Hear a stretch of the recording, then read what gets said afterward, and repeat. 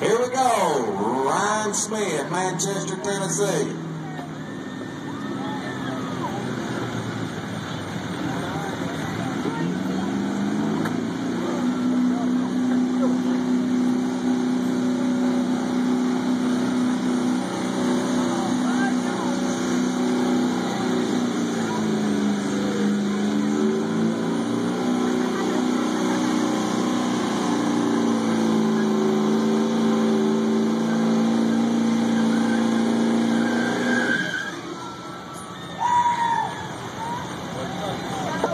All right, Ryan Smith had a pull of 258 feet, 10 inches.